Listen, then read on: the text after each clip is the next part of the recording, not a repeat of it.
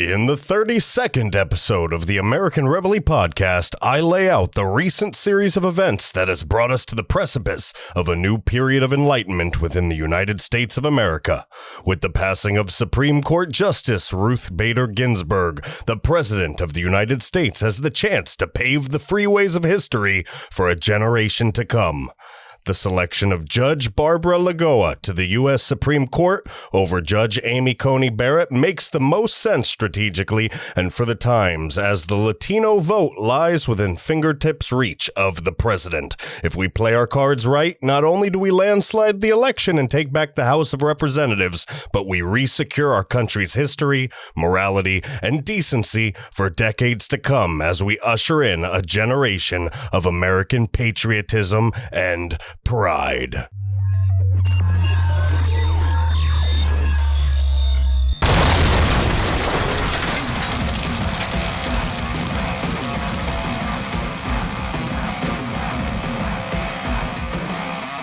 Ladies and gentlemen, it is Monday, September 21st, and I'm your host, James Lane. This is the 32nd episode of the American Reveille Podcast. And I mean, come on, guys. Was there really any doubt that we would make it this far? I didn't really think so. I want to say thank you, by the way, to the few thousand people who've been listening to the podcast and reading the articles and blowing up my phone with hours and hours of notifications on social media every day. It's been pretty cool and a significant learning experience. And with that being said, the title of this episode is The Times They Are A-Changin, and as many of you know, that's also the title of a Bob Dylan song from 1964. Now, I wanted this episode to sort of tell a story. So I feel like we need to set the mood, because what I'm going to tell you after this may certainly shock you. So just hang through this with me for a couple seconds here. Come gather around, people, wherever you roam, and admit that the waters around you have grown, and accept it that soon you'll be drenched to the bone if your time to you is worth saving. And you better start swimming or you'll sink like a stone, for the times they are a-changin'. Now, folks, did you really think that I was going to make you sit through the whole song? Don't worry, ladies and gentlemen, I'm not going to make you sit through 5 or 6 minutes of me reading lyrics to you like I'm making a mixtape for my high school sweetheart. No, sorry, Bob, but what a misleading piece of dog crap. Now, maybe your song defined something once upon a time, but right now, it doesn't apply at all. You know why it doesn't apply, Bob? Because there isn't an actual movement. There. Someone had to say it. There's no movement whatsoever. The times are a-changin'. They're changing massively. They're changing massively towards the right. You heard me. We're moving towards conservatism. A lot of dumb lefties just haven't figured it out yet. So once upon a time, back around 1975 or so, a bunch of granola-eating, kumbaya-singing, hippie idiots decided they would become politicians. Bernie Sanders, Nancy Pelosi, Jenny Durkin, Jay Inslee, Chuck Schumer. There are just so many to choose from. There are plenty of these bottom-feeding hippies still lurking around the swamps to this day. Reagan crashed their party in the 80s, and they've been sulking ever since, just sucking the algae off the sides of the aquarium, plotting and planning their revenge. And with that being said, 2020 offered a unique opportunity to the American people. With the election just 43 days away, it's essential to put things into perspective. With everything Trump has done, peace in the Middle East, prison reform, opportunity zones, just come on, 2 Nobel Peace Prize nominations. Give me a break. Even if he loses the popular vote again, he wins the electoral. We all know this. What we didn't know, what we didn't expect, was for this president to grow into the position and grow into really a Reagan of sorts of our generation. Calling him a historic president at this point would be an understatement. And I'm sure most of you agree with me. So what is happening? I mean, We've already established in previous episodes that the Democratic Party will be literally splitting in half. But that, folks, that's a while down the road. And in the meantime, we've also discussed that they've lost all control of their unofficial militant arm, which is, of course, Antifa and Black Lives Matter. Which, if you listen to last week's episode, you heard me discuss why those two groups should be designated terrorist organizations. Now, the left is literally pushing entire states red. No matter what moves they make on the chessboard, everything points to red. And before we get into examples of this, I have to stress that it's the Democrats' own fault that this is happening. Trump may have laid the traps, but if the left wasn't absolutely divided on just about everything, they wouldn't push their own voters towards Donald Trump. And there it is. I said it. Aren't you glad that I said it for you? Now you can relax. So, with our own eyes, we've seen that no matter what happens, Black Lives Matter and Antifa burn our cities and hold these riots. And the death of Supreme Court Justice Ruth Bader Ginsburg really proved to be no different. These New Age socialists have jumped on board the Democrat shit show. Now, pardon my language, in order to fill this power vacuum and really forward their cause. And what is their cause, you ask? Well, the live action attempted coup that's currently taking place. What did you think we were watching? A simulation? A video game? No. This is the real world, and the left is losing. Just like I said they were weeks and weeks and weeks before everyone else did. Now, the most powerful socialist in our country right now, and she definitely is, Alexandria Ocasio-Cortez, delivers a message of radicalization to her followers, including some of our children, our brothers, and our sisters. Listen to this stuff. Voting for Joe Biden is not about whether you agree with him. It's a vote to let our democracy live another day. That's what this is about.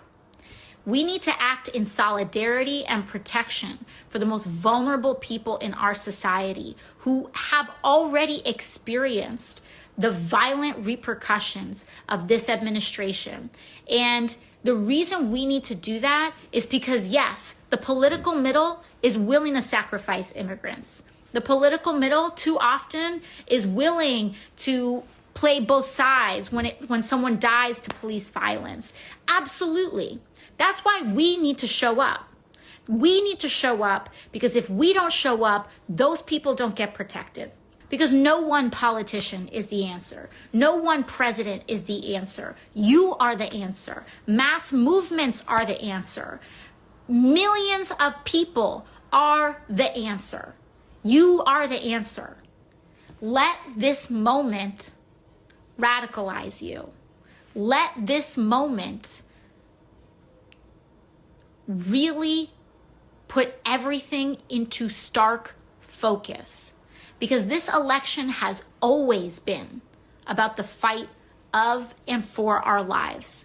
Let this moment radicalize you, she says. The bartender from New York, with aspirations to become a socialist dictator, obviously, called upon her followers to prepare for war. Now, you can take that any way you want. I take that as a direct threat that they will be playing dirty during the election. And if they are playing dirty during the election, if we know what's at stake, why are we all of a sudden just going to avoid appointing a new Supreme Court justice before the election? You know what this feels like to me, folks? This feels like we're in the movie The Patriot with Mel Gibson. Do you guys remember that movie?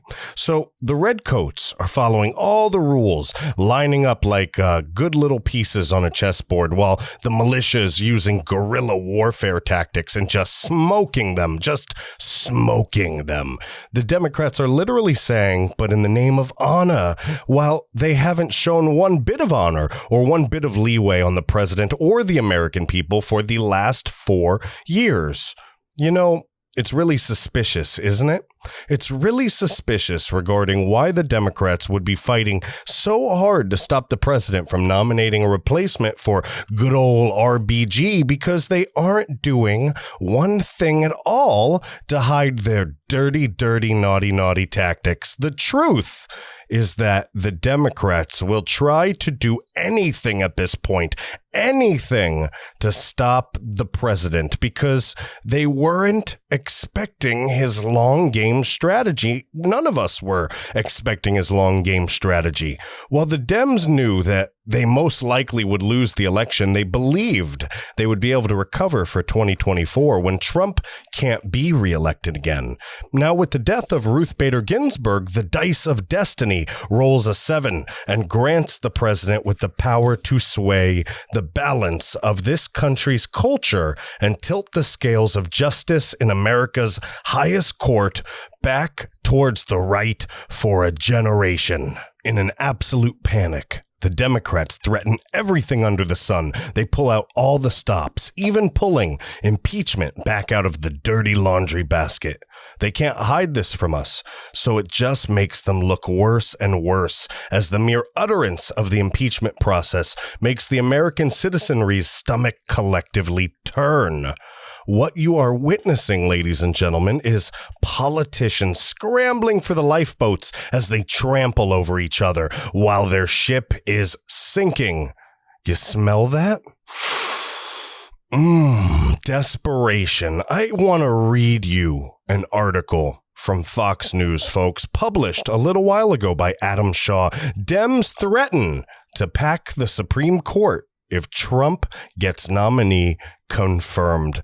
As Trump moves to nominate a candidate to fill the seat of Justice Ruth Bader Ginsburg, who died Friday, there are a growing number of Democrats threatening to implement a radical strategy and pack the Supreme Court if they take control of the White House and the Senate. Quote, if he holds a vote in 2020, we pack the court in 2021, Representative Joe Kennedy III of Massachusetts tweeted. The idea of packing the court with extra justices, attempted unsuccessfully by President Franklin D. Roosevelt in 1937 to force through parts of his New Deal that were ruled unconstitutional by the High Court, has bubbled away on the fringes of the party for years. But it began to seep into the mainstream after Republicans refused to hold hearings for Merrick Garland, President Obama's 2016 pick to replace Justice Antonin Scalia, because it was, in fact, an election year. Now, I know what everybody's saying. Everybody's saying that Mitch McConnell opposed the same thing in 2016 when Obama was in office, and it would make us hypocritical. Now, here's the thing that no one else is saying. I don't care if it makes us hypocritical.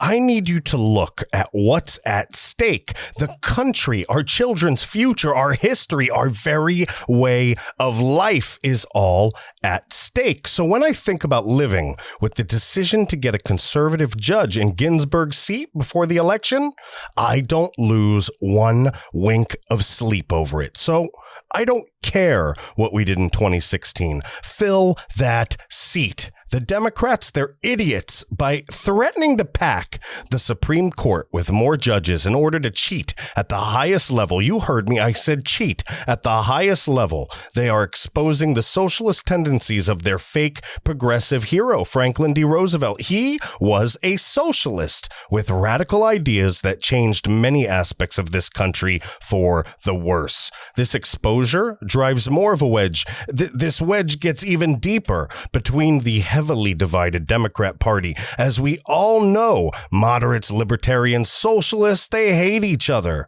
What's that look like to me?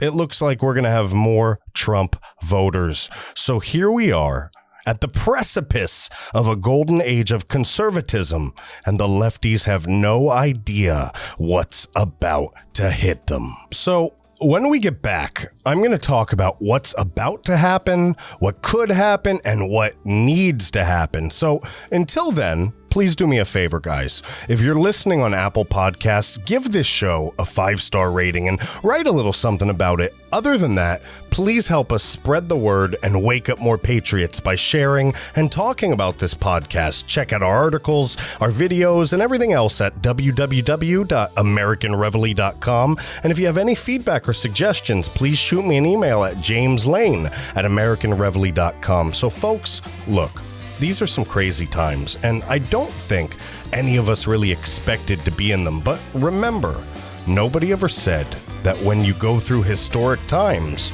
you won't go through any historic stuff individually. So if things seem extra tricky, just remember that we'll all be better off on the other side of it when it's over with. So, ladies and gentlemen, the American Reveille Podcast with James Lane will be right back.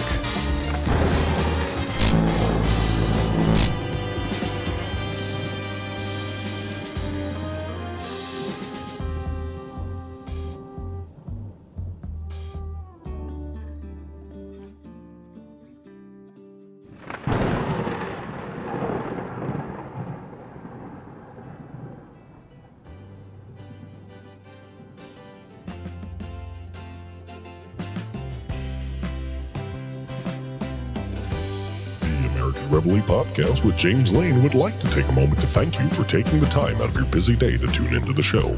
It's because of great fans like you that we strive to deliver the best quality content one can create as fast as one can fling the pen. With that being said, a good little boy never misses his opportunity to sell himself, and though James would never ask you for your money, he would like to let you know that if you absolutely love this podcast, the writing, the art, its production, anything, please do us the personal favor of liking, sharing, tweeting, texting, and talking about this podcast. James Lane is a father, a husband, a U.S. Navy veteran, and is personally committed to the success of the American Reveille Podcast. Please email James Lane directly at podcast@americanreveille.com, or please visit our website at www.americanreveille.com. Now, let's get back to the show. Ladies and gentlemen, we are back. I am, of course, James Lane, and this is the 32nd episode of the American Reveille Podcast. Folks, history can be very messy. It can be a very messy business, plain and simple. There's no nice way to put it. History can be very messy, and the Democrats practically begging the Republicans to not appoint a Supreme Court justice is like saying, we know you're about to score a touchdown, but can we please just have the football for a little bit? It's ridiculous. So when the Democrats talk about packing the Supreme Court, people don't really think much of it because, well, they don't know what it is and assume that the Democrats are stupid. And why would it matter anyway? But let's fix this. Let's take a little trip down history lane, folks, straight from the pages of National Geographic so I can show you why it matters. So, in the early 1860s, Abraham Lincoln, who had sharply disagreed with the Supreme Court's ruling in Dred Scott v. Sanford that black people were not and could not become U.S. citizens, sought to reshape the court alongside his fellow Republicans in Congress. In 1863, an influx of settlers in California gave them an excuse to add a 10th Circuit Court and therefore a 10th Supreme Court Justice. Quote, in 1866, after Lincoln was assassinated and his vice president, Andrew Johnson, a Southern Democrat, took over, Republicans in Congress worried about Johnson's potential to influence the Supreme Court. At the time, Southern states, now folks remember, the Democrats were the rebel party, and I guess still technically are, Southern states were attempting to restrict the freedoms of newly freed slaves with a rash of, quote, black codes that prevented them from voting and limited the types of jobs that they could hold. Johnson had also recently vetoed the Civil Rights Act of 1866, which would have placed a check on those states by granting citizenship and full protection under the law to all people born in the United States. Though congressional Republicans were able to override Johnson's veto, they wanted to prevent him from tipping the Supreme Court in favor of these southern states. So they passed the Judicial Circuits Act, reducing the Supreme Court back to 7 justices again. So we see this odd number here, folks, this pattern of odd numbers, so that we don't get stuck in a tie and so that there's fair representation. And in 1869, the Republicans were back in control when Ulysses S. Grant assumed the presidency. They passed a new Judiciary Act that set the number of justices back to 9 and required 6 justices present to form a quorum on decisions. Subsequent laws reduced the burden of circuit riding on the justices, and in 1911 ended the practice completely, severing the direct tie between the circuit courts and the number of Supreme Court justices. So, folks, by 1911, the Supreme Court was a standalone entity with 9 judges, and that was and has been the standard ever since. Since that time, the Supreme Court has remained stable with these 9 justices serving on the bench, but that doesn't mean politicians haven't tried to change things up. Most famously, in the 1930s, Franklin D. Roosevelt, and we talked about this earlier in the podcast, FDR really grew frustrated as the Supreme Court began striking down the New Deal laws he'd crafted to end the Great Depression. So, in February 1937, he floated the idea of increasing the membership of the Supreme Court to 15 justices. Now, folks, this stuff should really sound wildly familiar, as it seems history has been and does repeat itself. Now, the idea was wildly unpopular, even among Roosevelt's supporters. It was described as court packing, an attempt to sway the court in his favor by creating new seats filled by justices he would be able to appoint and would thus likely be sympathetic to his policies. The Senate Judiciary Committee decreed the president's reform bill as, quote, an invasion of judicial power such as has never before been attempted in this country. Ultimately, the Senate voted against FDR and his plan 70-20. So when the Democrats threatened to pack the courts in retaliation against the Republicans in the Senate and the president doing their job by appointing a justice, the thing they're constitutionally bound to do, they are basically saying that they will destroy the integrity of our system in front of everyone, and there isn't a damn thing anyone can do about it. It's really, in essence, a giant FU from the Democrat Party directly to the American people. It is the sound of inevitable defeat coupled with disbelief and misguided ideology. At this point in history, everyone can see the pathetic ramblings of hollow vessels gasping for air and grasping for straws as their final chance at power slowly slips through their bony fingertips. The Democrat Party, as we know it, is practically finished and taking its final shallow breaths. As the left has said over and over again, this is war. Well, in war, things aren't always fair. In fact, they say war is hell, and war isn't pretty. And like we said earlier, history, folks, history can be messy. With that being said, the president must fill Ginsburg's seat to ensure the foundation of morality in this country for years to come. And we won't have to wait very long to see it happen either. In fact, the president isn't a politician. He's a man of the people, and the people want him to fill that seat. Let's hear what the president had to say at a rally in North Carolina on Sunday. And in fact, let's hear what the people had to say to the president. I hope you hear that back home. Look at all that press. That's a lot of press. That's a lot of fake news. A lot of fake news. Well, I hope they hear. So the chant, this is a new one. Fill that seat. This is the chant. This can only happen to me. Fill that seat. Fill that seat. Fill that seat. Fill that seat. So we will uphold equal justice under the law for citizens of every race, color, religion, and creed. I will be putting forth a nominee next week. It will be a woman, a very talented, very brilliant woman,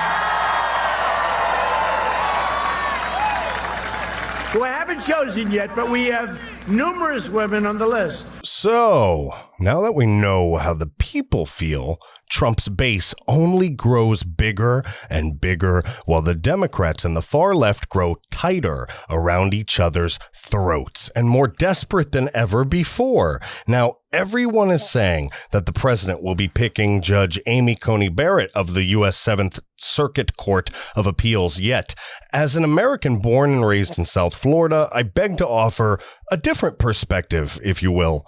If the president picks Judge Barbara Lagoa of the 11th Circuit Court of Appeals, it seems to me like a cleaner strategical move. Check me out. Evan Simonis wrote, a Florida native, Lagoa was the first Hispanic woman to serve on the Florida Supreme Court. If nominated to the nation's high court by Trump and confirmed by the Senate, she would be the second Latino justice to ever serve. If nominated and confirmed, Lagoa would be the fifth woman to serve on the Supreme Court. Now, she comes highly regarded, folks, and I think it will bridge a gap that Judge Barrett presents, as she's known to be a very strict conservative and doesn't check certain boxes for the seat in question. Now, I believe that Judge Lagoa would not only be voted in with ease, but also accepted bipartisanly by both sides. So the lefties really wouldn't have a leg to stand on in this argument. Not only would it effectively shut the Democrats down, or at least render them ineffective for the rest of the campaign and into the election, but in my opinion, it would put the nail in the coffin and truly seal the deal on President Trump's reelection. Nominating Judge Lagoa to the Supreme Court of the United States wins the Latino vote for the Republican Party once and for all. Period. No one else will say it, but I've got nothing to lose, so you'll get the truth from me. It's also a gigantic kick in the ass to the socialists, as I don't know if you knew this, but most Cubanos don't like socialists. I wonder why. So my pick for the Supreme Court is Lagoa, and I think that it's going to be announced as early as maybe today or even tomorrow, so the media can't really stew and speculate. I think waiting would really be a strategic blunder, as it would show hesitation, which would really be perceived as weakness. That's not going to happen because the mood in the air has shifted. The times are a-changin', and they're a-changin' for the better, folks, and the real Americans in this country feel it. We've collectively stuck our wet finger in the air and felt the winds of change upon us. We've felt the winds of change wash over us. We're fighting back in the courts, we're fighting back online, and now we're even fighting back in the schools. With the right Supreme Court justice and a little bit of time, we can break the backs of political correctness, cancel culture, and Marxist ideologies. Just because they poisoned our schools doesn't mean we can't clean out the well. Shoulders back, fists clenched, and chin up. From the Epoch Times, House Republicans introduce bill prohibiting federal funds for schools using 1619 Project curriculum. Yes, ladies and gentlemen, you heard me right. Two House Republicans have introduced a bill that will pull federal funds out of public schools, incorporating the New York Times' controversial 1619 Project as part of their history curricula. The bill, called the Saving American History Act, was put forward by Representatives Ken Buck of Colorado and Rick Allen of Georgia as a companion legislation to the one introduced in the Senate by Senator Tom Cotton of Arkansas in July. This was spearheaded by New York Times reporter Nicole Hannah-Jones. The 1619 Project, it aims to reframe American history by presenting the United States as a nation that is inherently racist, with slavery at its foundation. The project consists of a collection of essays that argue, among many other controversial claims, that the real reason for the American Revolution was to preserve slavery, and that slavery was the primary driver of American capitalism during the 19th century. A curriculum based on the project developed by the Pulitzer Center has made its way into public school districts across the nation, notably in Buffalo, Chicago, Newark, and Washington. According to the center, some 4,500 classrooms have updated their history curricula to include, quote, the work of Hannah-Jones and her collaborators since August 2019. Can you believe this, folks? They've been teaching this filth, this poison to our children for at least a year on the books, and who knows how much longer. Quote, the 1619 Project teaches children a historically inaccurate account of our nation's history, and federal funding should not go towards schools that teach flawed and inaccurate curriculum in classrooms. We should be able to acknowledge the stains on our nation's history while still continuing to celebrate the good our country has done, end quote. Bravo. Oh, there it is, ladies and gentlemen, our foothold, our high ground, our front. We finally found ourselves in a position to steer this country back in the right direction. And with Lagoa nominated to the Supreme Court, we can be assured that when the fight to break down and destroy terrorist organizations like Antifa and Black Lives Matter reaches such a Supreme Court, they will be crushed. And when mail-in voting reaches that Supreme Court, it will be crushed. And when teaching communist propaganda such as the 1619 Project reaches the halls of the Supreme Court, it too will be crushed. And ultimately, if and when the Democrats cry that they didn't lose the election by a landslide and they bring their garbage all the way up to the halls of the Supreme Court, Lagoa will make sure that the Harris-Biden administration, alongside their socialist allies and extremist hate groups like Black Lives Matter and Antifa, never step foot in Washington, D.C. or the United States of America ever again. We are at the precipice of the dawning of a new age of enlightenment within the United States. And frankly, the rest of the entire world will be soon to follow. So, ladies and gentlemen, I hope you enjoyed the 32nd episode of the American Reveille Podcast. Remember, I'm giving you my professional opinion. I read the news, I watch what's happening, and I take my professional skill set, I look at what I think the strategy is and should be, and after that, maybe I put a little flavor on it, I wrap it all up nice and pretty for you guys, and I deliver. I am right a crap ton of the time, but I'm also wrong sometimes, so don't be afraid to call things out and bring things to my attention. Other than that, I think we have an eventful week ahead of us, so stay tuned and thank you so much for being a part of this. You can hang out with me on social media all week and browse our videos and articles at www.americanreveille.com. The best thing you can do, and what I appreciate the most, is when you just take a moment out of your day and share or talk about what we're doing here. Word of mouth is the only way this thing really works. So thank you so much, guys, and here's to the great American comeback. Cheers.